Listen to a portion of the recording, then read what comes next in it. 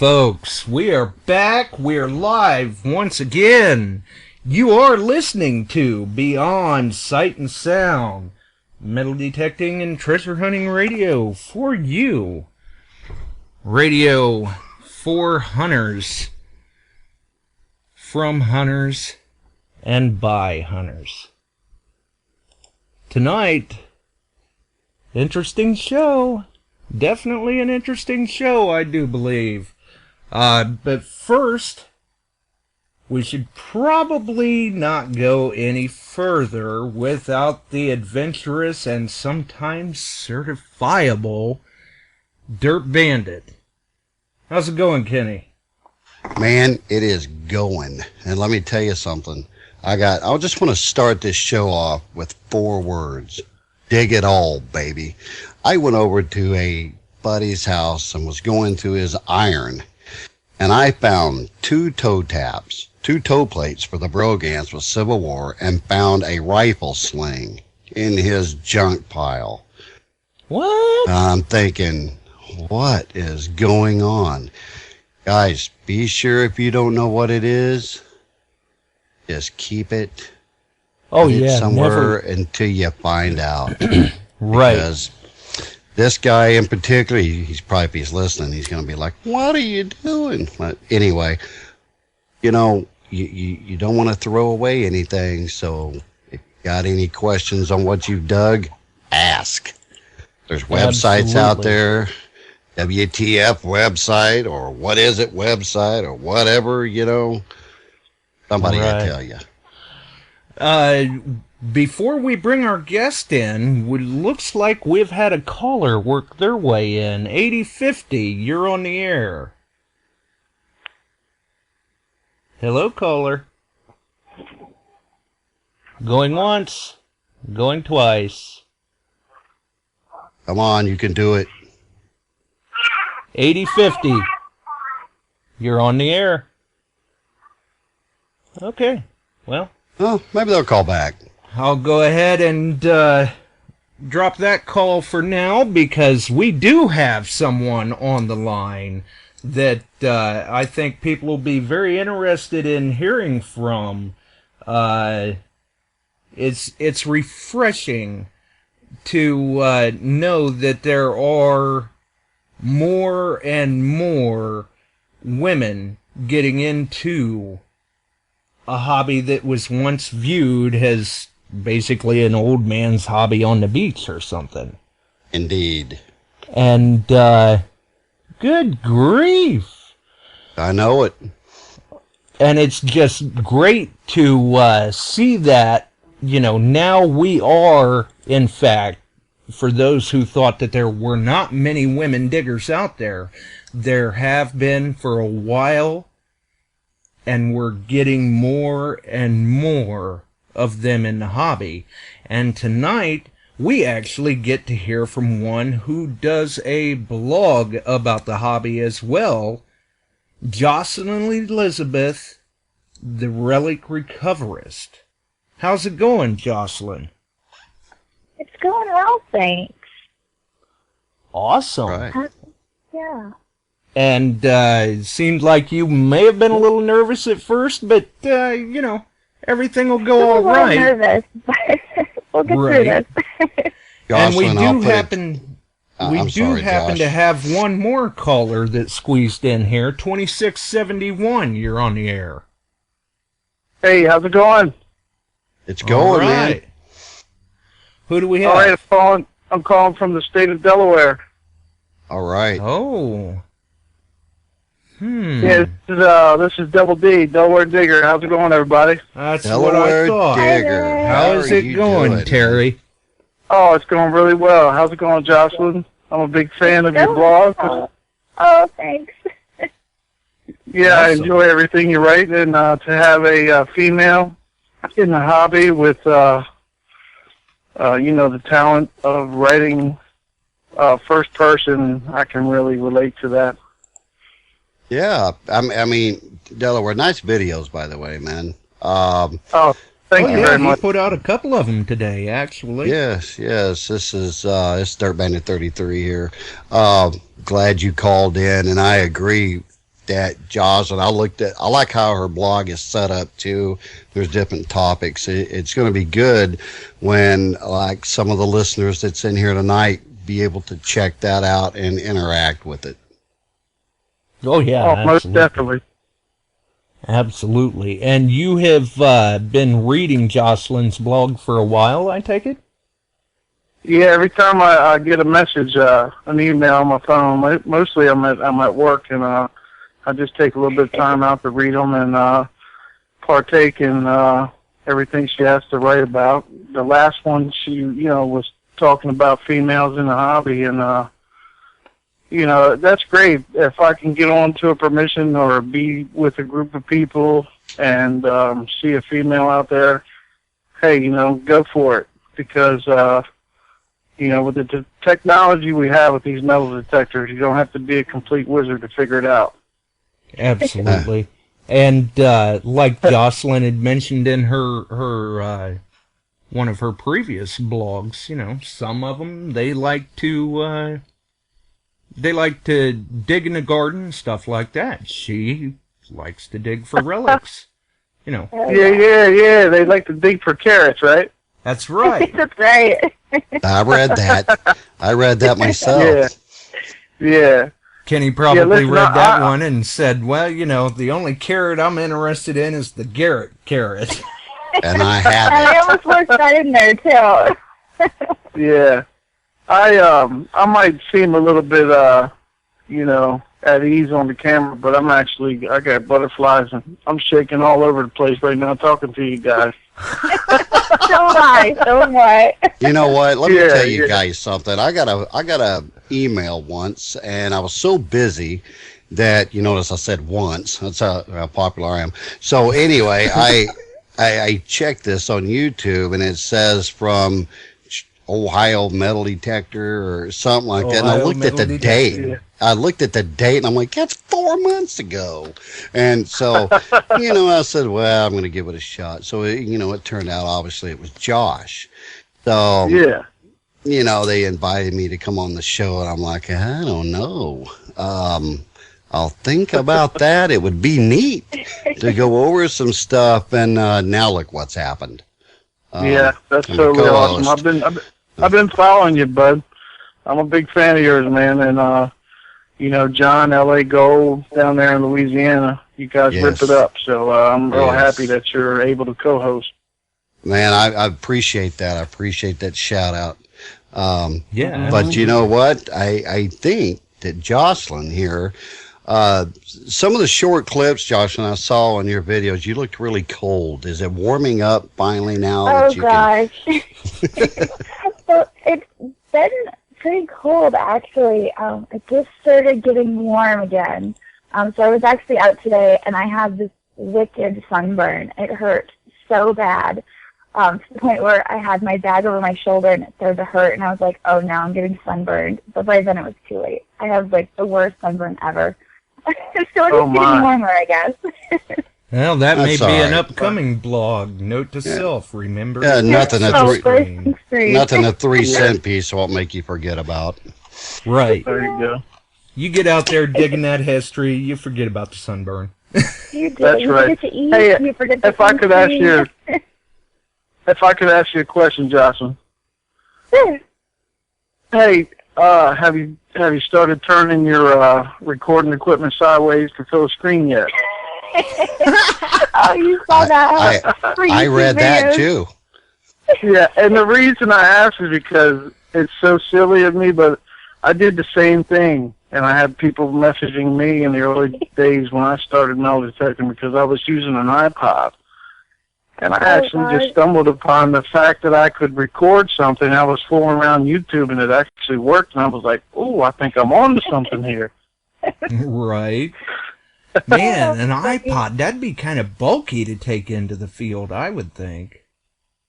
Well, yeah, a little iPod, not the iPad, but the iPod. Okay, yeah. Yeah, they're small. It's like, I guess, the size of an iPhone. Hey, well, listen, it's been wonderful chatting with you guys. Jocelyn, keep up the great work. I'll keep following. Dirt Bandit, I'll be looking out for you. Josh, thanks for having me on. Hey, no problem. And hey, actually... happy hunting, everybody. And yeah, you can be... your voice. You can be looking forward to a message from me, too, by the end of the week. Hey, no Yes. problem. That'd be great. Yep. Thanks for having me. We'll see you guys. Have a wonderful night. Yeah. All right. We'll see you, Terry. Thank you. That's Okay, bye. outstanding.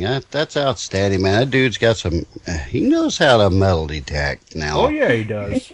That guy knows what he's doing. Good videos, passionate for the hobby. So Jocelyn, Josh, if you don't mind, let me start out with something here. I'm interested in what got you to the point you're at now. Now, I read a little bit about when you were younger. You know, you liked kind of tooling around, looking for old stuff, and I did the same thing. And I got into like the Indian stuff and the arrowheads and all that stuff way before I was into the Civil War stuff. But you were kind of like, if it's old, I want to take it home. You were looking for the antiquist type. You were a picker. That's what you were. Oh, yeah. I think, in a sense, she still is, though. Yes, she is. Yeah, Once a picker, little bit. always a picker. Yes. Well, yeah, it started living in Rhode Island when I was a teenager, and we had a couple dumps back in the woods, and I would go back and I'd just scrounge through them and find old Crocs and old bottles, and I'd drag them home and set them up in my parents' old shed without realizing that, hey, these things are worth money, or, somebody would really like to have this, So I just set them all up. And then we moved, of course. And just, I would say a couple years ago, I started going to yard sales. And I have an eye for stuff. I just love old stuff. And I guess you could call it expensive taste. Because I see something, and I really like it. And I'll pay like $2 for it, not realizing that it's worth a lot of money. So that's how I got into picking. And so I started, all sorts of stuff, vintage stuff, antique stuff. Light fixtures are a big thing for me. I love light fixtures. So I would buy stuff, I would flip it around, sell it for good money. And then just recently I got into metal detecting. I figured that was kind of just the next logical step. So I got into metal detecting here just last year, and I really enjoyed it. And then winter came, and as most of you know, it was a horrible winter. It was really cold. It was a horrible winter for everyone. Oh, it was. It was so brutal to have just started metal detecting, and then just like that, it's 2 degrees outside, and the ground's frozen solid. So it was a very long winter for me. And then as soon as it started warming up, I was out there. Even the ground was still frozen, and I was out there with my screwdriver trying to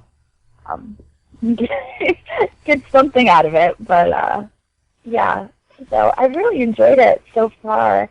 I've had a good time. I've gotten a lot of permissions. That's kind of how I spent my winter, just to get through it. That was getting permissions locally. That's a good way to do it, though. Use that winter time to do your research and line those permissions up so you can hit the ground running when it thaws. Yeah, exactly. And I see your first metal detector is a Garrett Ace 250. That's right. And you know what's good about that machine is you learn your tones with that machine. Don't have that's to. The thing. I didn't learn my tones from the Garrett. I couldn't differentiate between the tones. I don't know if that's like a common problem, but I couldn't hear the difference between the tones with my Ace 250. I think it's something that people find that they acclimate to. Right. Because now, now, like Kenny had said, your first detector was an Ace 250. Now, maybe people may not realize, but you're running the AT Pro. Yes. Have you love it. noticed being able to discern the tones a little better now? Oh, definitely. Oh, it's night and day. It is. It really is. Like, I like the 250. It was a great starting machine, and I'd watch YouTube videos, and they'd say, oh, well, this is the low tone, this is the high tone. And I'm listening like, I don't even hear the difference. So when I got my AT Pro, it was amazing. I could finally hear the difference between the tones, and I had the numbers to correspond, so I could compare and kind of learn that way. And it's just been amazing. I love my machine. Right. Awesome. Awesome. I actually have one of those up on a fundraising block coming up, and I have a AT Gold as well, and I'm running the XP Deus, and I love all those machines. You know, the thing about the Ace 250, you know, you look at it and you're like, you know, when I used it, I found my first musket ball with that machine.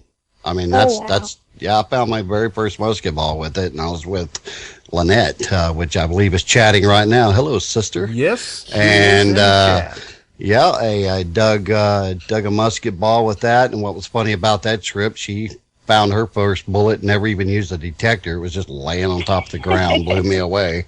Walked over it several times, but that's how that goes. But anyway, that machine, you know, I really liked it, and I didn't know, you know, how.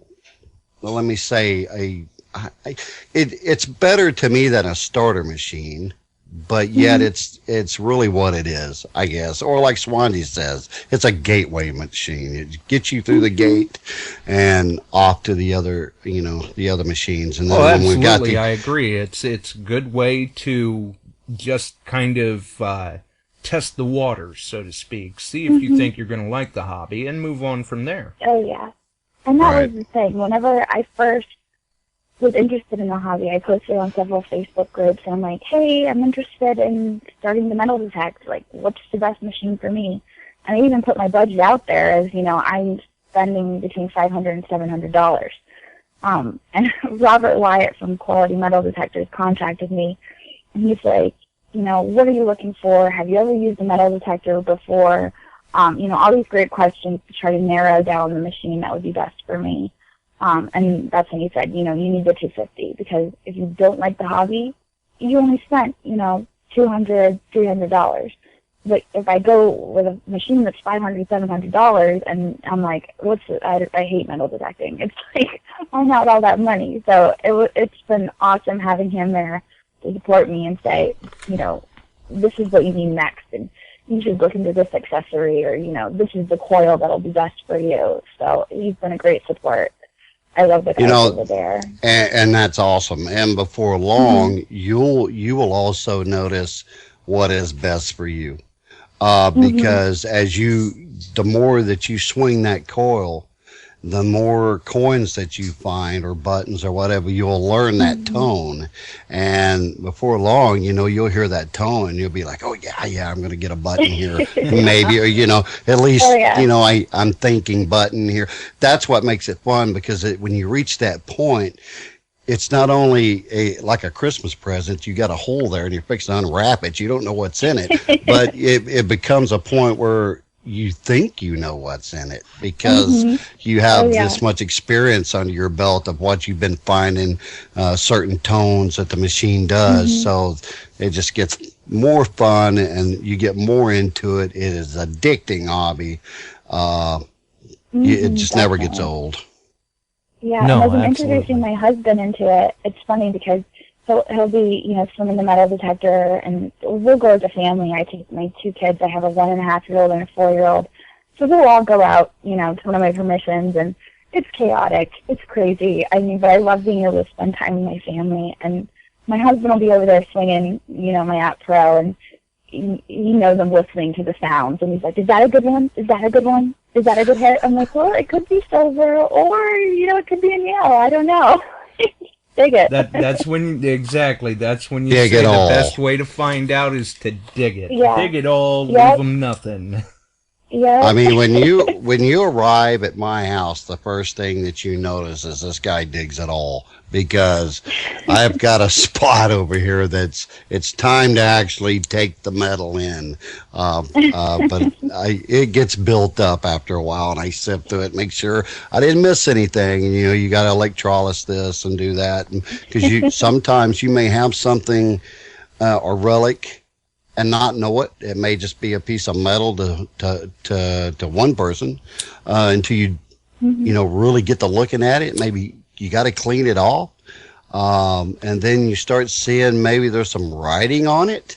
Exactly. And then you just, never throw nothing away. Keep everything. Oh yeah. I mean, you've got to. I couldn't even count how many times out in the field it may have seemed like a piece of junk to me, but then once I got it home, looking a little closer, you see that writing or some sort of aspect to the item that makes you look again, and you're going, wait a minute, I've got something here, but what? Oh man. And you know what?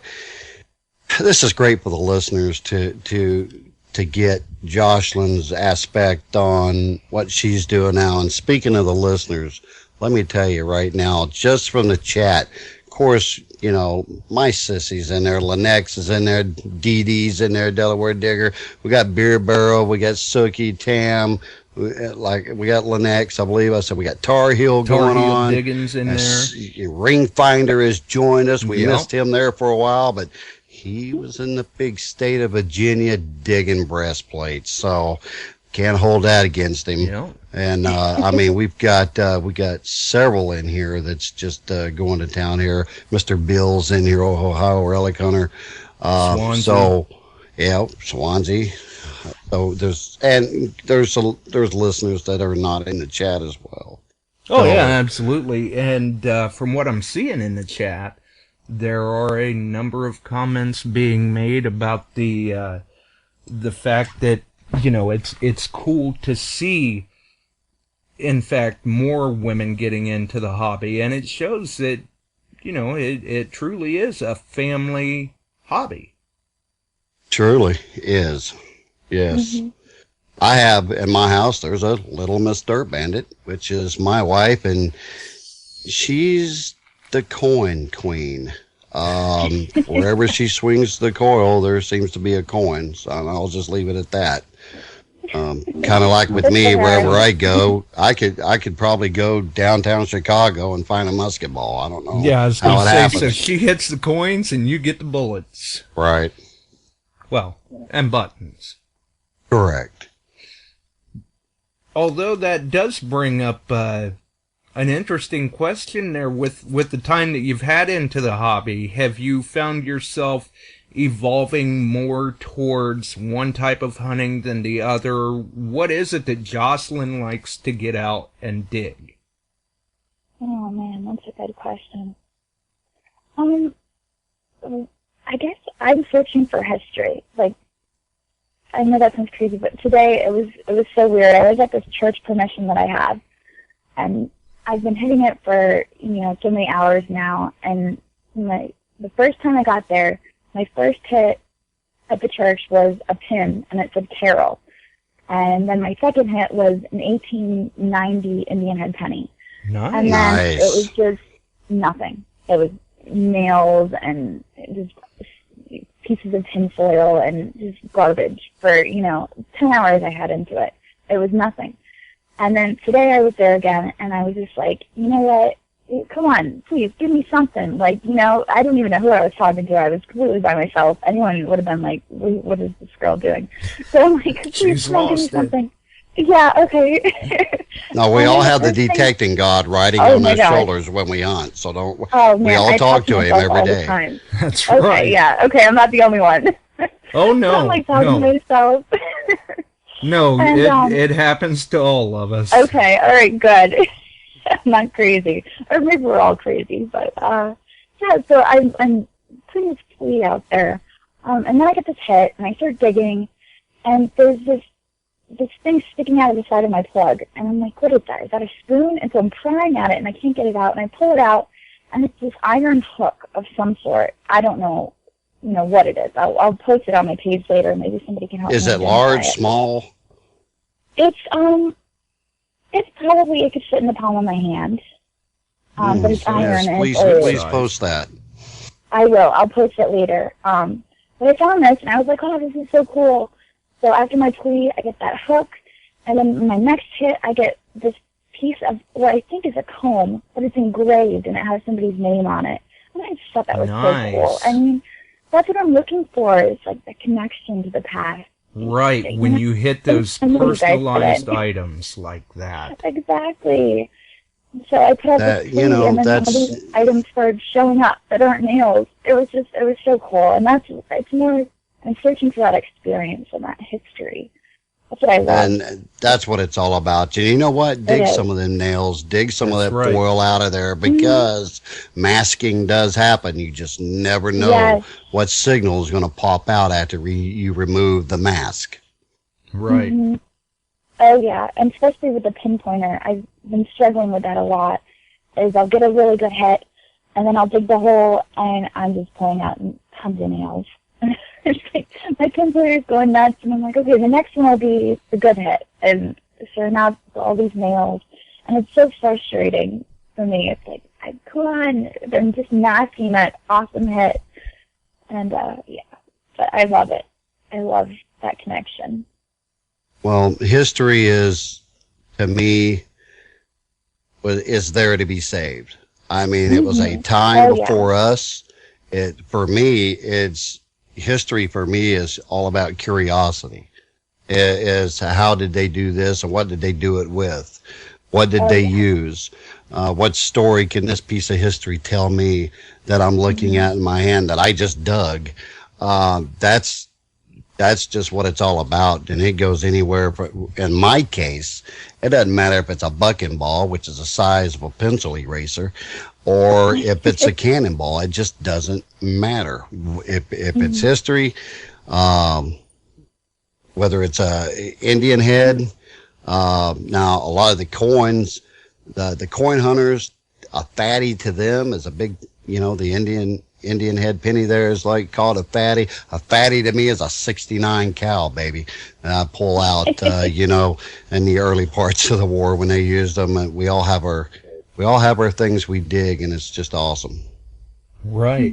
It's all history. It's all out there to be saved, and it's up to us to preserve and document it. Yep. Oh, definitely. And it looks Absolutely. like we've even got some other new names in the chat. Man. Yes, let me bring out, let's see, we have Jocelyn, I don't know here, but we have Dad of a Digger in here. Yeah. And who else do we have in here? Mr. Josh? It looks like the chat is just rolling tonight. It is, it's rolling. It's And rolling, that's good. They're flying up the screen there. Right. That's about like what I saw last night. Last night I made a surprise appearance on a chat called Dig That Tone over on YouTube, Jack of All Trades. Surprise appearance, I say, as in it was even a surprise to me that I was there. But we decided we'd do a giveaway, and man, I'll tell you what, the screen just, I couldn't keep track of it. There was no way. That's awesome. I wish I'd have been to that. It was interesting. It was a good time. We got to talk a little bit about digging, just generally kick back, relax, have a good time chatting with some other people that are in the hobby, some other diggers. Obviously a lot of YouTube community there. And, some of those names that I've seen, I see in the chat here as well, so they also drop into Beyond Sight and Sound. Absolutely. Absolutely. And to the listeners, if you have any questions, give them the number, Josh. That's right, 419-549-5744. I'm sure somebody out there's probably got some questions for Jocelyn too, so don't let us monopolize all their time. Right. That's right. But while we're waiting, what kind of digger do you use, Jocelyn? Oh gosh. Well, when I first started out, I had my Garrett that came in my digger kit, I guess, with the Ace 250. There was a special, and I got a Garrett digger. And then again, with my App Pro, I got the Garrett digger. So I have two Garrett diggers. But the problem I had with them was I couldn't scoop the dirt out of the hole.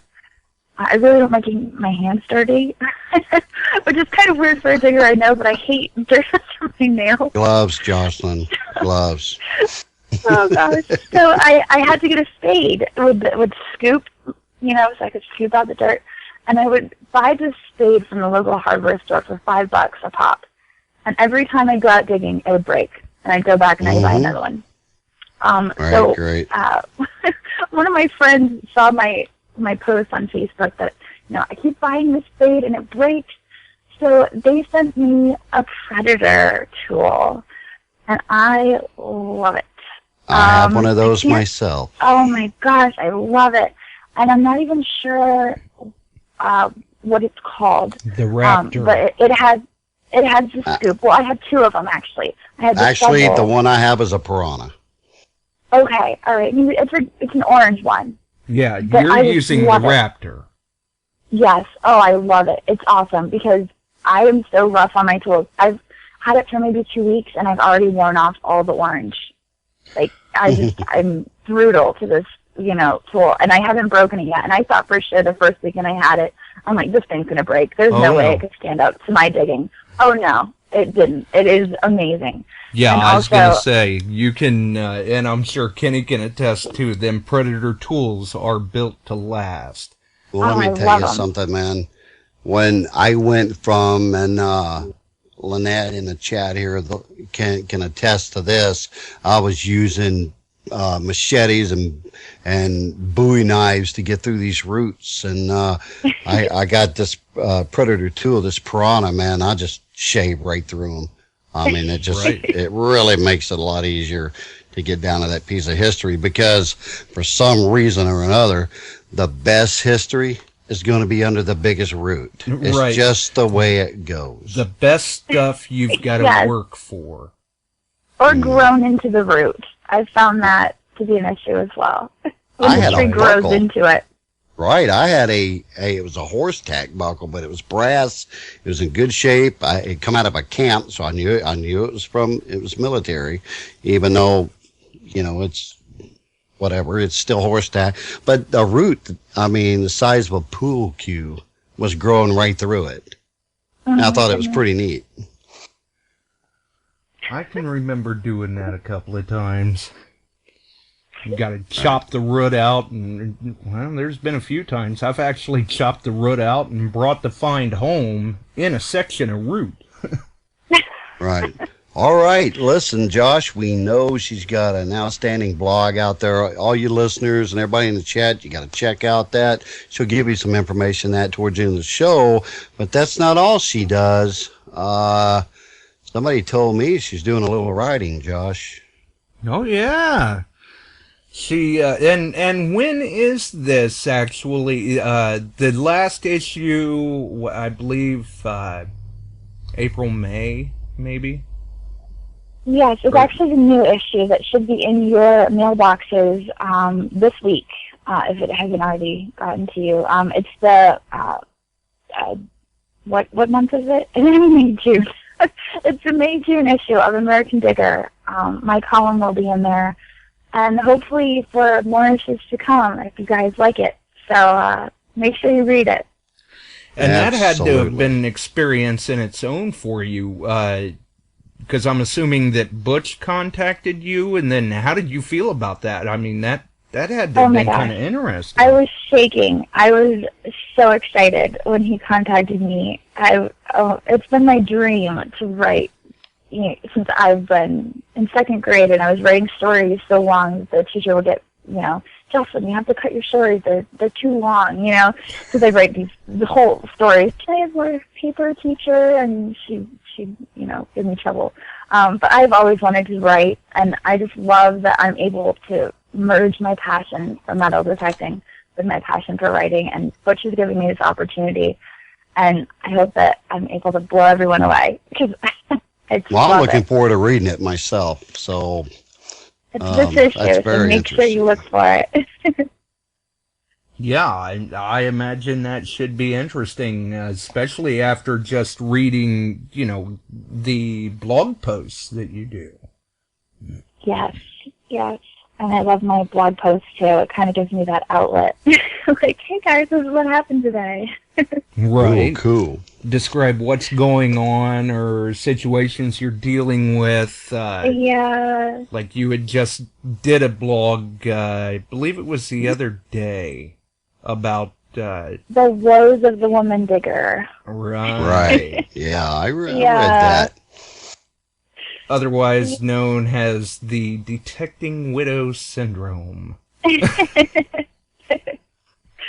Yeah, it's tough being the woman digger. I don't think that a lot of you guys realize. I mean, I'm sure a lot of you do, but some of you just don't realize. You know, it's, for example, like, it was a couple months ago, and I was out at this swimming hole in the middle of the woods, and I'm like, you know, just got my headphones on, just oblivious to everything that's going on around me.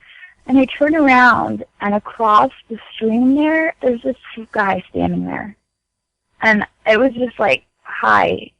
And it just startled me, because I'd been in my own world, I wasn't paying attention. And he was like, oh, hi, I'm just looking. I'm like, okay. And he turned around and he walked away. So you're kind of going, little creepy. Yeah, I'm like, who is this guy? What is he looking at? You know, like, he says, I'm just looking. And I'm like, okay. And then he just kind of walked back to his car. But, I mean, luckily there was, you know, a creek between us, because I was like, what is this guy doing? Like, he just shows up in the middle of nowhere. And I don't know. It was weird. But, I mean, to have to constantly be aware of everything that's going on around you, it's kind of, it's hard. Right. And that does bring up a good point, too. Do you find that maybe you feel like you're looking around more at your surroundings, or maybe taking a headphone off every now and then to hear the environment around you or something? Because some people, you know, not saying that's the way it is, but some people could look at that as, oh, well, there's a woman out in the middle of a field by herself. That's a vulnerable target. Oh, yeah, and I have a habit of just, you know, not even worrying about, I just get so involved in what I'm doing. I mean, even when I was a picker, I'd get myself in these situations where, you know, here's this guy, you know, at his trailer in the middle of the woods, and he's like, yeah, let me show you back in my shed. I have this such and such, and I'm, like, looking around like, you have what? Is there a light fixture? Like, okay, let's go check it out. Like, my mom would get so mad at me because I'm not paranoid enough. I'm just like, all right, yeah, okay, let's go look. So right. I have that, you know, I'm too trusting. Your mom's going, I'm going to read about you on the news. Well, I mean, you know, for the ladies out there that's into the hobby, it's just like my sister-in-law Lynette. I keep referring to her because I hunt with her. She's up there in the Kansas City area, and let's be honest, you know, there's a lot of history there as well as everywhere else, but there's areas that you go in and you have to be careful. You know, my suggestion is, I'm just going to throw this out here. I hope nobody gets mad, but I believe in the Second Amendment, and I'll just leave it at that. So, but you never can be too careful. It's always good to hunt with someone. Oh, yeah, absolutely. Because, I mean, not to say that that's a situation that would only happen to a woman digger. I mean, it could happen to any of us. It's just, that's another aspect of the hobby that we have to try and keep in mind sometimes based on the area that we're in. Yeah, I tell my wife and joke around with everybody that if where I'm at, if I run into somebody, they're lost.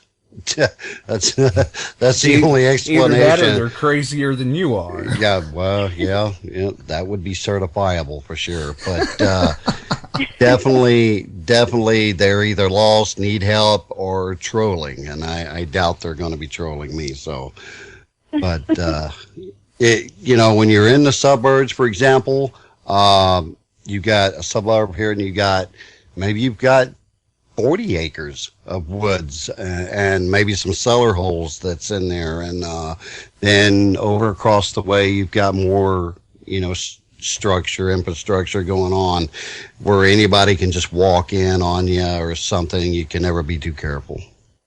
Mm-hmm. No, absolutely not. Oh, and we've got Jack of all trades in the chat. All right. How's it going, buddy? Well, and he gave us a nice shout out there before the show, letting people know that we would be live with Jocelyn tonight. Yes, he did. I saw that, and we appreciate that. And you know what? You, the listeners, is what makes everything possible for us here to get our guests on, such as Jocelyn and others. Rate the show, like the show, spread the news that we're on, when we're on, send them a link. Oh, and yeah. We're all in it for the same thing, and that's to preserve the history.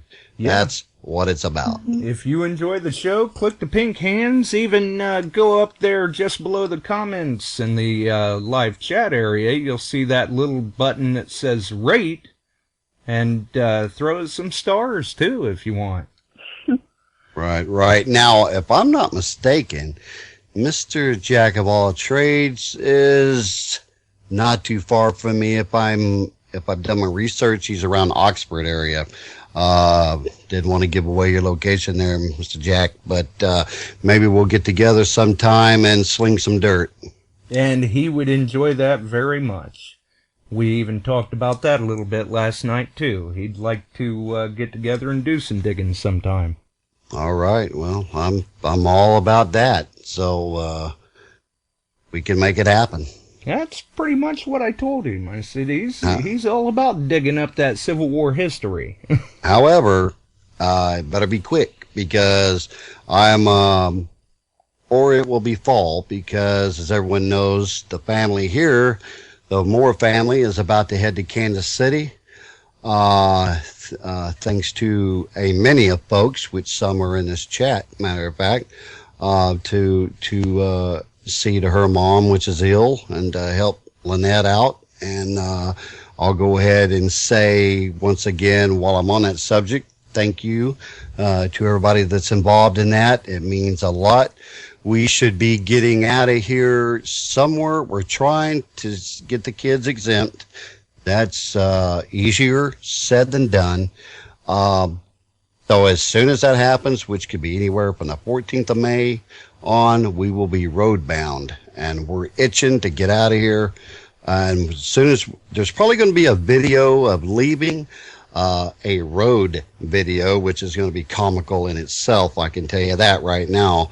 When I'm traveling with the wife, 2 kids, and my dog, that will be very fun. And wife, 2 kids, dog, and a dais.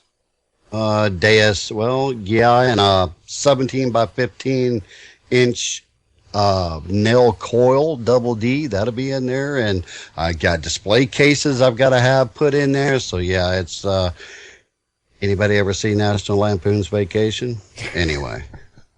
So, but when we get there, we will have a video of the reuniting with Krista and her mom and with Lynette, and I'll have all that posted, and that'll be a great thing, and I can't tell you how much that it means to us to be able to do this. Right. You had mentioned, Jocelyn, that you were a picker, and still are, basically. Is that kind of what drove you into the interest of metal detecting, or, did you just all of a sudden up one day wake up and say, hey, I don't want to dig for carrots, I want to dig for relics? To be honest, I don't even really know. I love old hardware, and I love old stuff. So I guess metal detecting was kind of like, this is my way to get closer to history. And earlier when you were saying, don't throw anything away because there might be something there and you might not realize it. I actually bought this box once at a yard sale. The guy was just like giving it to me because he had this whole room full of all these appliances and like stuff that I guess he bought in bulk as returns or whatever. And he had this one box that there was these hooks in it, and there was this hardware, and like all this really cool metal stuff. And I bought this box, and I remember going through it, and I found these hooks in there. And I was like, what in the world are these? And I just thought they were trash. Well, it turns out that they were Betty oil lamp hooks. And wow. Yeah, and I think he had like 16 of them in there.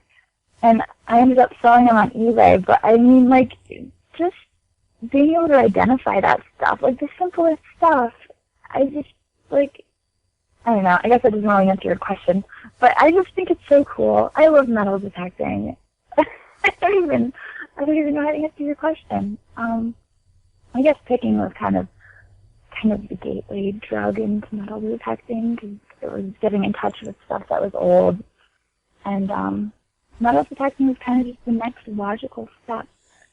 And dump digging, of course. Between picking and metal detecting, there was a brief time there where I was digging through my uncle's old dump behind his house, and I uncovered some radial wave street lamps from the 1920s. I'm not sure if you're familiar with those. I think they started taking them down there in the 60s. But I discovered those in his backyard, and I was like, you know what, I really love dump digging.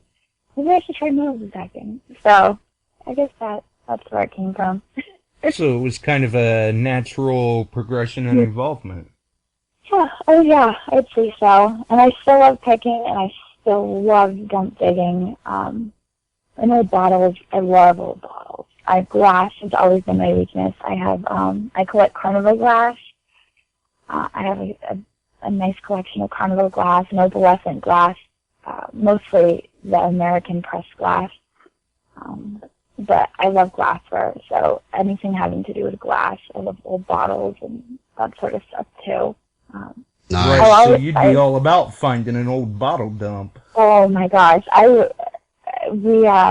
Roman, my hunting partner, and I, we did this house, the Yeah. Uh-oh.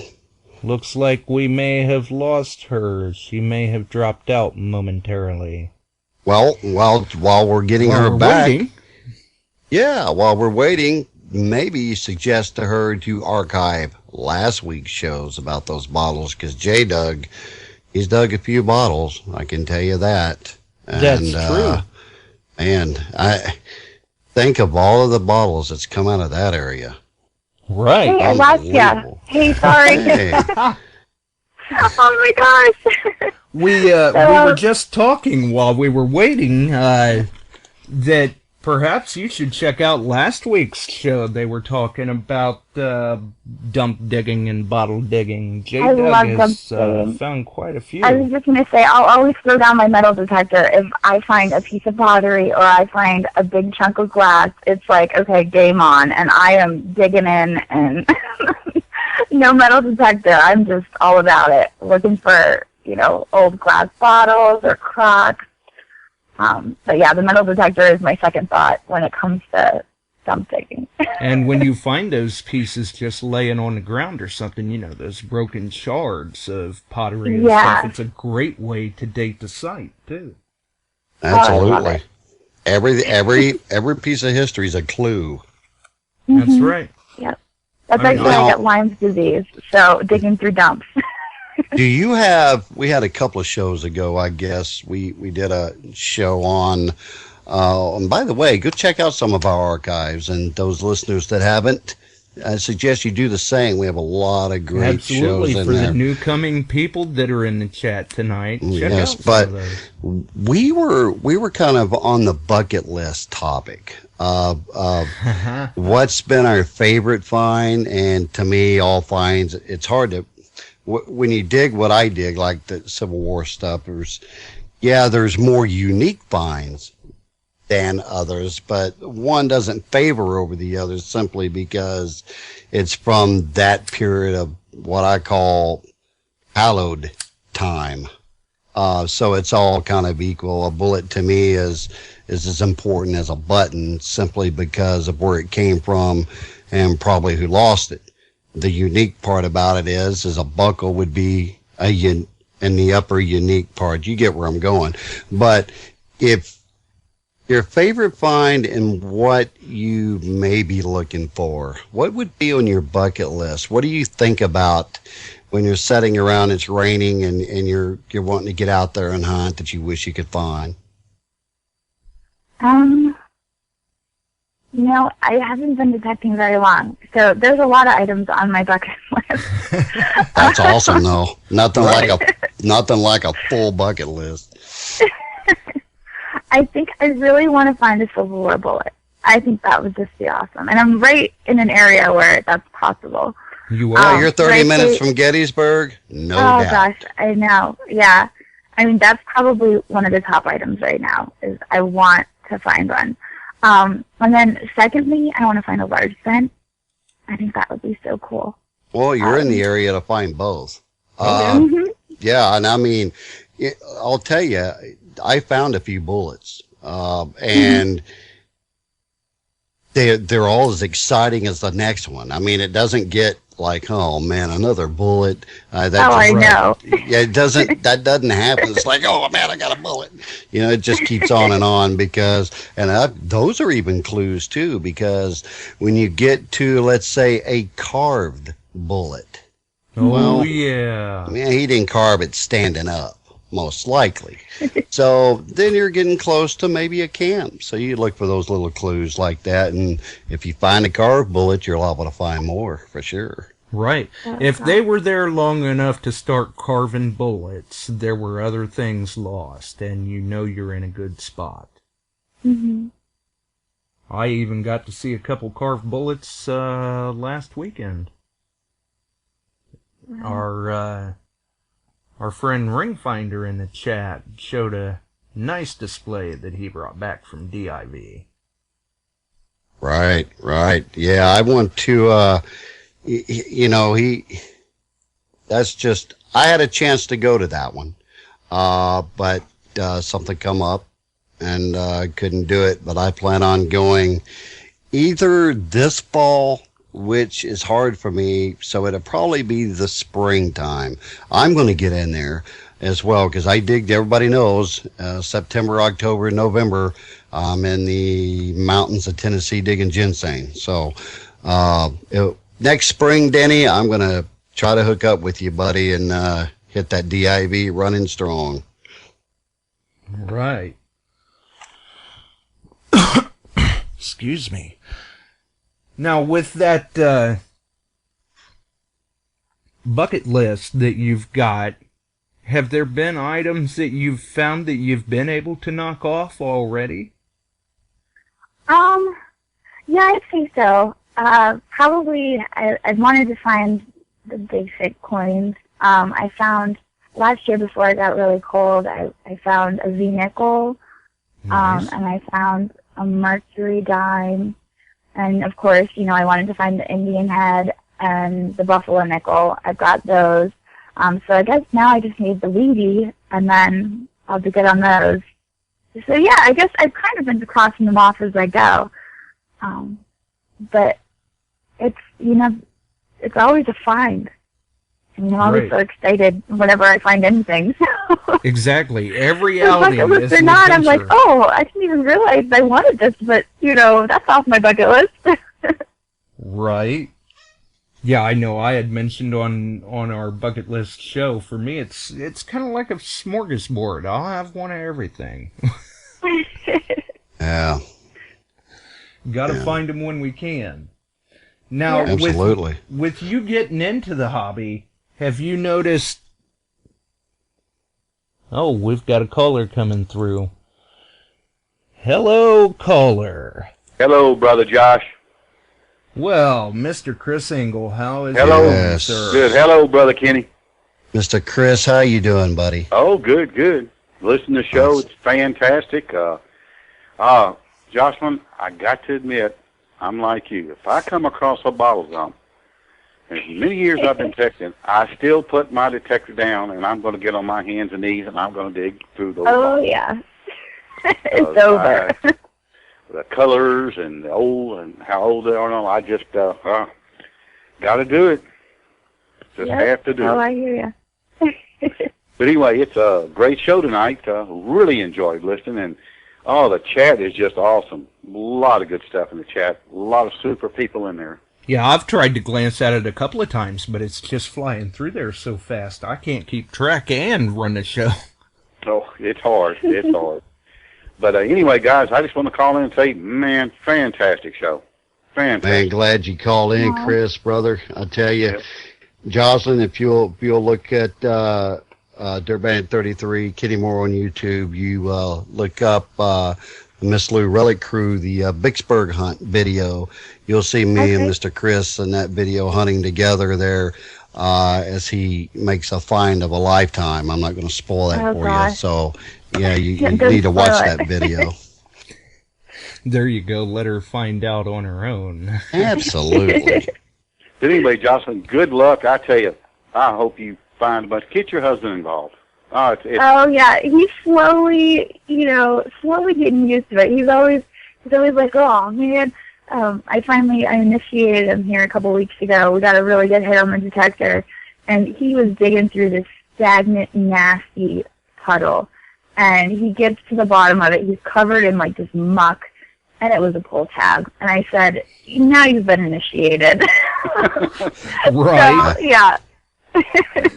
Well, good deal. Absolutely. Anyway, great show, guys. I'm going to continue listening. Enjoy.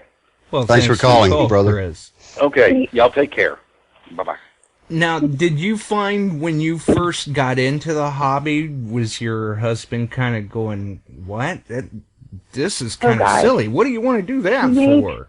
He would make fun of me like nobody's you look like such a loser.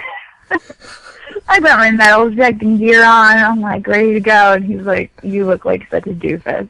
That was his exact words, a doofus. Yeah, so he's going, oh yeah, look at that, you're going to go play in the dirt, you're a dork. Yeah, oh yeah, I'm like, no, I look cool. Oh yeah, he called me a doofus. But I'm slowly getting into it, so I think it all started for him when there's this spot near us at a state park where Civil War bullets, a couple of my hunting buddies have, that's where you go to find Civil War bullets. So I asked him, you want to go for a walk in the woods?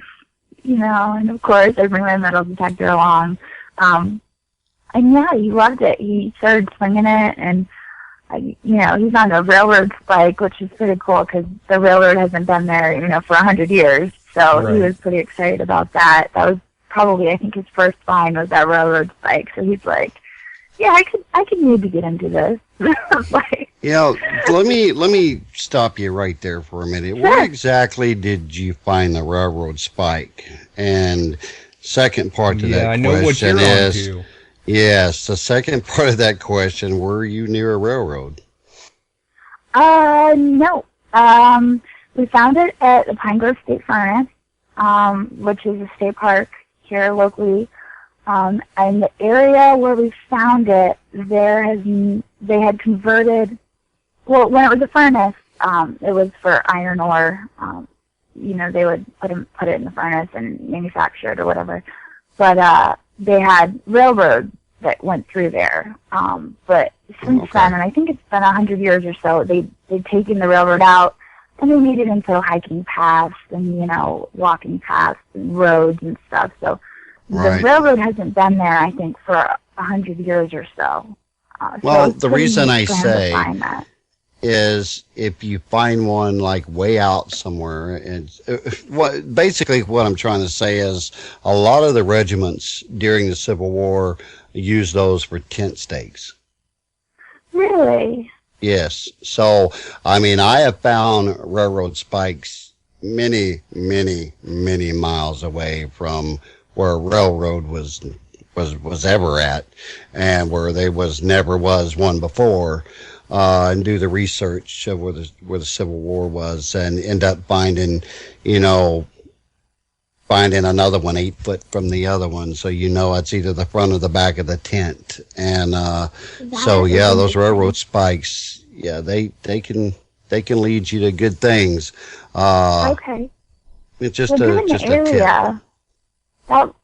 That could be a possibility. I'll have to compare some of the old railroad maps to see if the railroad actually went through the section where we found spike to see if, maybe it had been used, because that's where the bullets were found.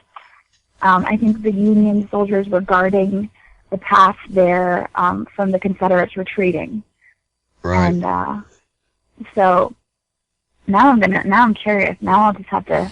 Well, that's exactly what I'm. Yeah, see, I had Lynette with me. She come down here, and I went up to a camp, and there was some terraces there, terrace rows, and I found 2 tent stakes, and right in between those 2 tent stakes, I found 2 full bullets and a 3-cent piece.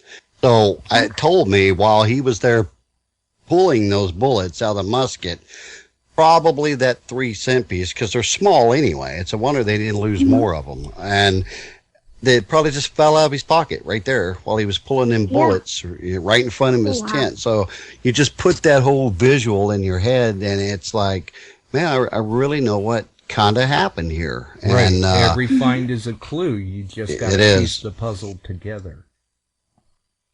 It is. Wow. Oh yeah, look for all of that. So I dig all the iron too. I dig it all. And when now I'm gonna go back there. And when he recovered that railroad spike, and he was pretty excited about that, did you find yourself going, "Yeah, who looks like a doofus now?" Yeah. Oh, he's the one standing there covered in mud, holding the railroad spike. Right. Yeah, but the funny thing is, my son then had an accident because we're potty training him.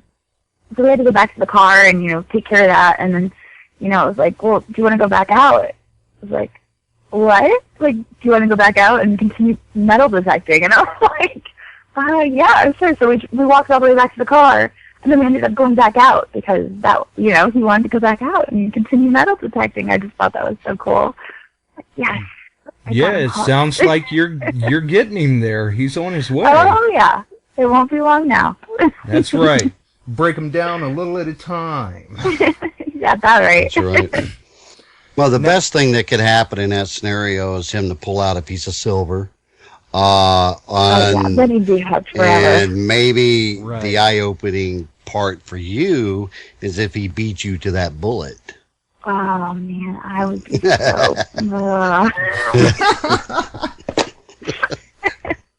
Oh, the race is on.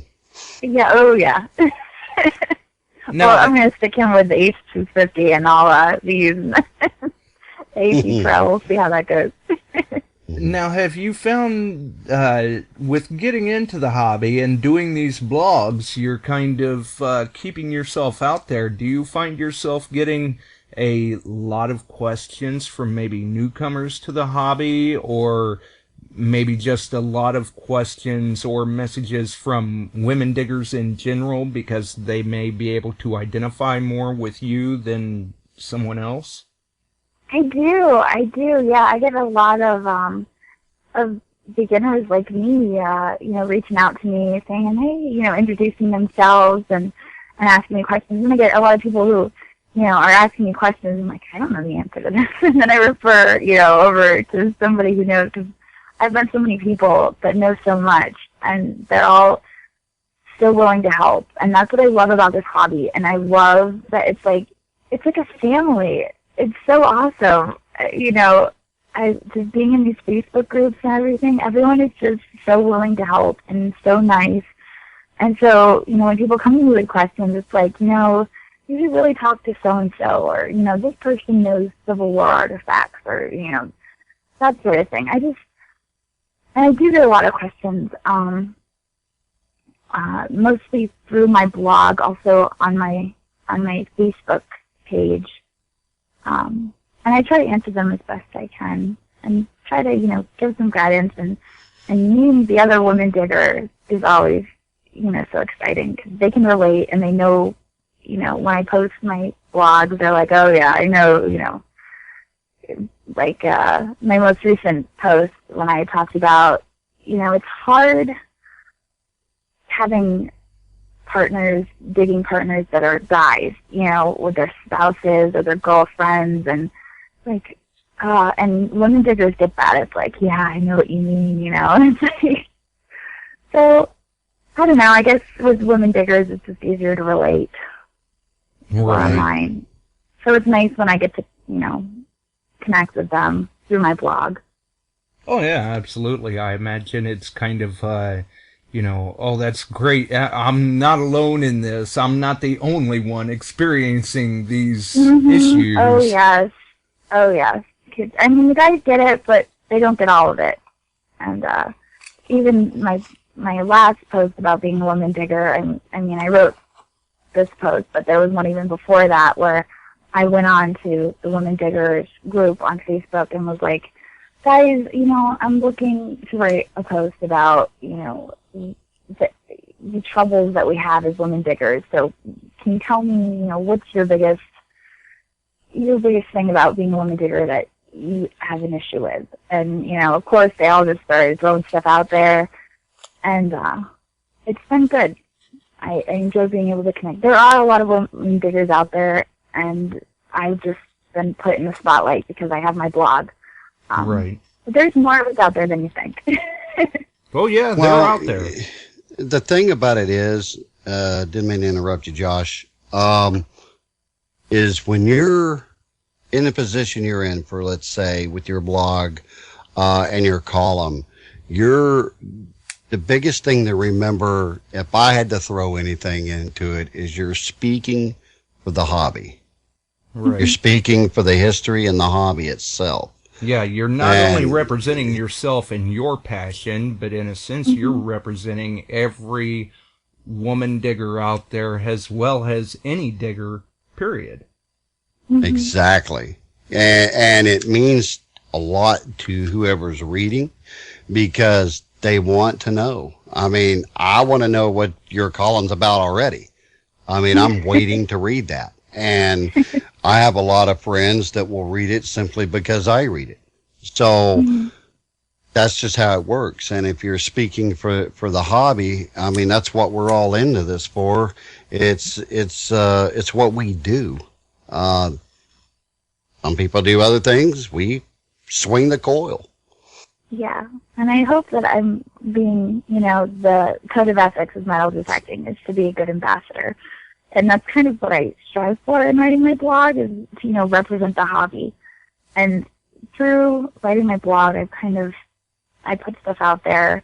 I put the code of ethics on my blog because, not every new digger who reads my blog knows that there's a code of ethics. And, right. This is how you did a plug, and this is how you ask for permission. And, there's so much, and I'm the type of person where I ask questions. It's like, okay, well, how do you do the plug? Or how do you ask for permission? Is it important to ask for permission? Can you dig here? What about local townships? Do you need permission for those? And I'm the person that asks questions. So I get answers in return, but not everyone asks those questions. So in writing my blog, it's like, okay, well, I'll get the answers out there for the people that don't ask the questions so that they know, yes, for local townships, you do have to ask permission. Because some have ordinances that say no metal detecting.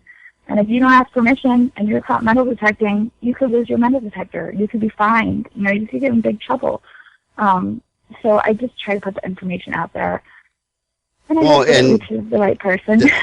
That's great. I mean, that's great. And we were just talking last week about, you drive through a federal park, such as Gettysburg, That's which you're right. only 30 minutes away from. You better have, it's not the metal detector that gets you in trouble, it's the batteries inside of it. So be sure there's no batteries in it, because if they check it, it might as well be a loaded gun. Exactly. So it's just little tools like that and little tips that people don't know. Let me, off subject just a little bit, got a couple of questions for Jocelyn. Swansea brought up for the fact, I know that you use an AT Pro. You probably hadn't had it for very long. So is there someone that's helping you with the settings, or are you self maintenance in that yourself? Or basically what I'm saying, if you have someone that has one, has been using one, that machine, and let me tell you, I've been using it a long time, that machine does more than what it looks like it does. I mean, you can really find out a lot of info from that machine once you learn how to do Once so. you understand what it's telling you.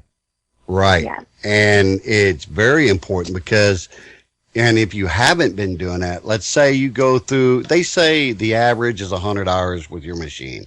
Well, but if you go 100 hours with your machine on one mode or something, then no, that 100 hours really didn't do much for you. So, Yeah, it taught you one mode. It taught Right. you one aspect of the right. machine. The iron audio is critical. The sensitivity is critical. I'm a pro user. I used a pro mode myself, custom, but search out someone that's been using that machine for a long time. There's people here, such as Swans. There's myself. There's any questions you have about that, other than your instructional CD that comes with it. Feel free. Never be afraid to ask questions, because that AT Pro, I mean, for the money, to me, is one of the best machines out there. I have found a lot of relics and stuff with the AT Pro. So it's a really neat machine. I love it. Yeah. When I first got it, my hunting partner Roman, he has white, but he kind of knows that I'm not really into the whole. I don't watch a whole lot of YouTube. I'm not on YouTube very often, and I need to be more, because that's kind of like where everything in metal detecting goes down. But he went onto YouTube for me and watched some of the App Pro videos, and he kind of got a feel for it, even though he has a white.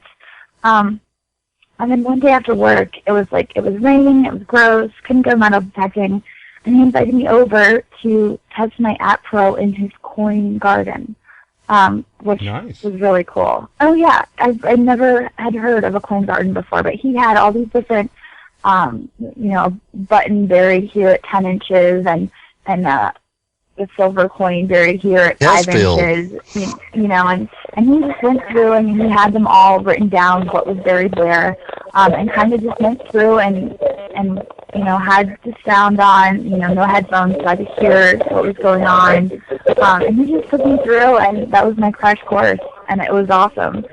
We went through the different modes, and went through it again, and it was great. I mean, I think that was the most valuable experience I've had, is someone to show me, this is what you're listening for, this is here is at 10 inches, and it was great. And I must say that my App Pro had the button at 10 inches, and his lights did not. And I think I told Josh that. I was pretty proud of my machine there. Nice. Nice. I found with that AT Pro, I was actually in a place, and I found it was just a beautiful US box plate, and it was 14 inches deep, and that was with the stock coil.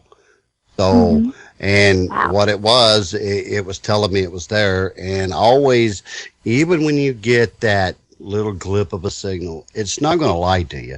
I mean, if it's telling you, then it's there. Take 2 or 3 inches off of the top of that, and then that signal is going to come alive. And yeah, just go get it. Absolutely. Now, have you found, I mean, obviously you find yourself learning something new every day, every outing probably, or even every blog post that you write. Have you found yourself in the situation where maybe you feel like, since you're a newcomer or a woman digger in a hobby that was once viewed as an old man's hobby or whatever, that maybe some people don't take you seriously, or do you not even, that's not even a thought? I think in some cases people sometimes don't take me seriously. And a lot of people, I don't know, I think I catch them off guard.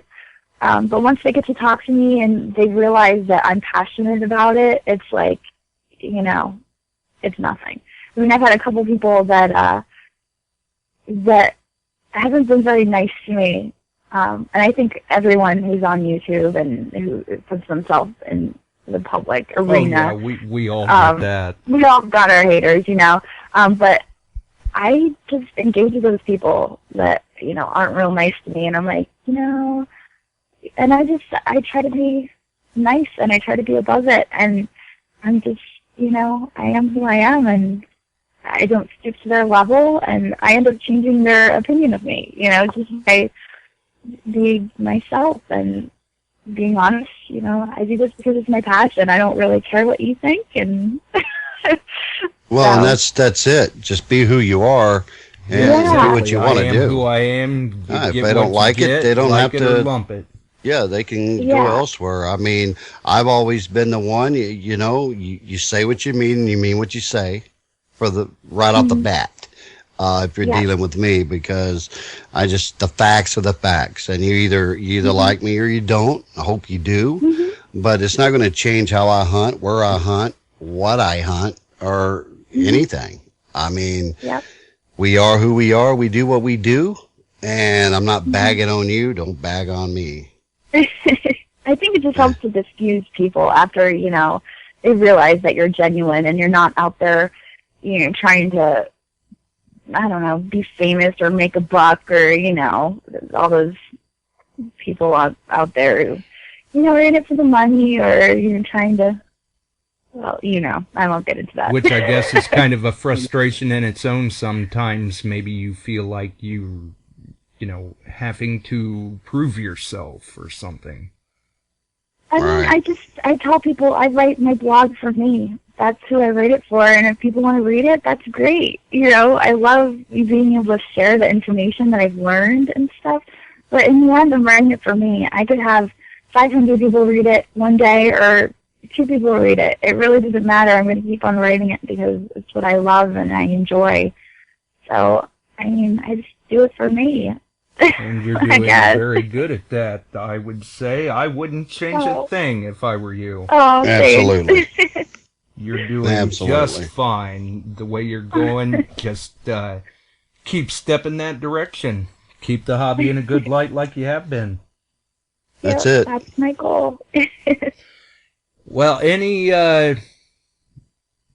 words of wisdom, so to speak, for newcomers or inspiration for new people thinking of possibly getting into the hobby? Just go for it. I mean, these TV shows nowadays, they make the people just getting into the hobby think that they're gonna, find something every time. And I don't know, my words of wisdom would be just keep at it, because you're not going to find something awesome every time. I've spent 5 hours out at, a permission and pulling out nails and wadded up tinfoil and so much crap, but when you do find that, epic find, it makes it all worthwhile. Oh, absolutely. And it's it's just part of the dues you pay to enjoy this hobby, because whether you like it or not, the nails are the history as well. You got to go through the square nails. The aluminum nails, not so much. Yeah, not so much. That's, yeah. Use a magnet, clean up your mess next time, yeah. But, I always look at it at there's layers of history. Because if you're in a place that's never been tilled or worked by a farmer or whatever, your silver obviously is going to be above your Civil War stuff. If you're lucky enough to be in an area where there's both, there's layers of history. And once you remove that top layer, it just keeps getting better. You just got to keep on going. Like bottle digging. Absolutely. Exactly. Yeah, you just got to dig to the bottom. The old stuff's at the bottom. I'm fixing to get me a probe, man. That J-Doug got me all fired up last week. I've been shopping around here. And I'm fixing to get me a bottle probe. I was looking at some myself, too. Man. Well, would you like to, is there any shout-outs you'd like to do or let people know where to find you, Jocelyn?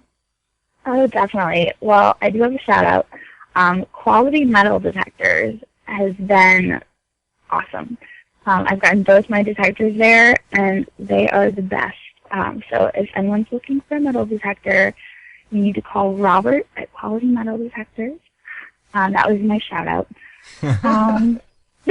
Definitely. And what was the other? Just letting the listeners know where they can find you. Oh, maybe. yeah, where you can find me, of course. I have my blog at www.relicrecoverist.com.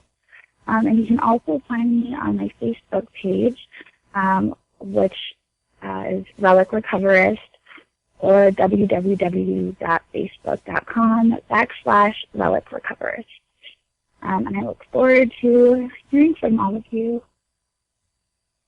Awesome. Great. Awesome. Well. Oh, and thank you guys for having me on the show. No problem, man. It's been fun. And while we're at it, let's give the Miss Lou Relic crew a shout out. Also, we want to give csrelics.com. That would be Mr. Charles Stafford. Check them out. We've got Colonial Metal Detectors. If you're on the East Coast, Northeast, Rich would be happy to fix you up. And Josh, another great show, buddy. Oh, absolutely. And, if you're not around the East or down there in Kenny's neck of the woods, there's always Evan Granger at Big Boys Hobbies. Absolutely. And, yes, I do agree. It was an absolute pleasure speaking with you tonight, Jocelyn. Oh, I had fun. I got over the nervousness at about 10 minutes in, and I've had fun ever since. We do seem to put people at ease pretty quick. They find out it's not near as bad as they thought it could be. They're going, hey, I actually find I'm having a good time. It's been fun. Absolutely. All right. Well, a couple other topics to cover real quick. Keep an eye out this weekend, hopefully. I will be posting a inventory of items for the thank you drawing for the situation at hand. Next Wednesday, the 6th, that show will be the drawing. So we will be doing the drawing live and announcing those winners. Depending on what's going where, you're going to have to be a little patient, folks, and give us time to get those items out. Yes. But we will, you will get your item if you were drawn from the pool of names for those items that are available for the thank you drawing.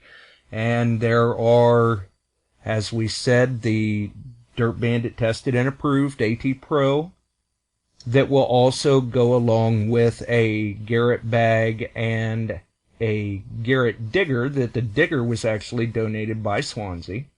Thank you, Mr. Swans.